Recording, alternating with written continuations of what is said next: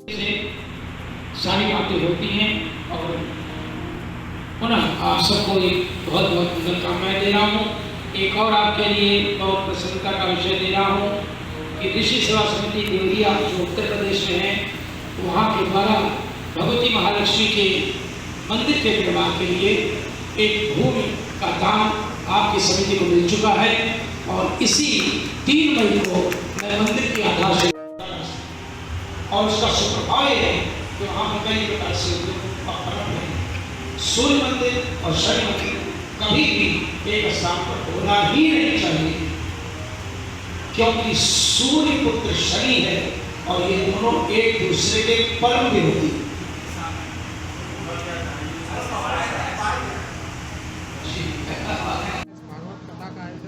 किया जा रहा है, ये अपने आप में बहुत एक महत्वपूर्ण बात है कि हिंदू धर्म को बढ़ाने के लिए आप इस तरह की कथाओं का आयोजन कर रहे हैं। पैसा तो सभी के पास होता है, लेकिन धार्मिक कार्यों में उसको खर्च करना ये एक मानता का कार्य है। क्या कहना चाहते हैं? साहब, ऐसा काफ़ी समय से यानी कई वर्षों से मेरे मन में था कि भागवत कथा का आयोजन किया जाए, मगर कहते हैं व्यक्ति जिम्मेवारियों में घिरा रहता है। मैं काफ़ी समय से सोच रहा था कि अब वो समय अब आया, और जब समय आया तो ये कथा का प्रारंभ हुआ।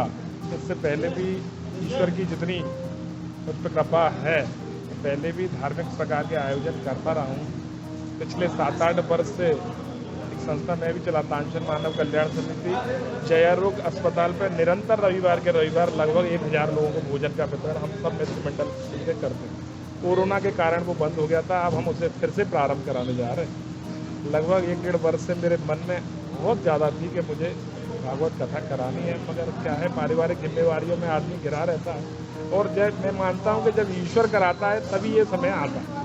अचानक ये चर्चा में आया और मैंने अपने मित्र यार और परिवार से भी चर्चा नहीं कर पाई। आपको बिल्कुल वो वास्तविक घटना बता रहा हूँ कि मैंने अपने परिवार, बड़े भाई, हम संयुक्त रूप से रहते हैं, बड़े भाई छोटे भाई किसी से चर्चा नहीं कर पाई, अपनी धर्मपत्नी से भी चर्चा नहीं कर पाई। और चर्चा विषय आया और मैंने फाइनल कर दिया। मैंने कहा भागवत कथा, उन्होंने कहा आप मैंने करेंगे। कब से कब तक इस कथा का आयोजन? 14 तारीख से, कल यानी 14 तारीख से कथा प्रारंभ हुई। किला गेट चौराहे से भव्य शोभा यात्रा निकली, आप सबने भी देखी होगी। हजारों की संख्याओं में माताएं, बहनें और मेरे सभी भाई निकले और कल से कथा प्रारंभ हुई और 21 तारीख तक कथा चलेगी। और 21 तारीख की दोपहर में यहाँ एक भंडारे का आयोजन होगा। ऐसे दर्शक जिनके पास के पैसा है लेकिन फिर भी दिल नहीं है और वो अपने पैसे को इस भगवान के कार्य में खर्च नहीं करना चाहते, तो क्या संदेश दे रहे? वो संदेश कुछ नहीं, वो तो प्रभु उन्हें संदेश देगा और वो सद्बुद्धि प्रभु ही दे सकता है, मैं क्या दूंगा। वो तो सब कुछ जिसको सद्बुद्धि देता है प्रभु देता है।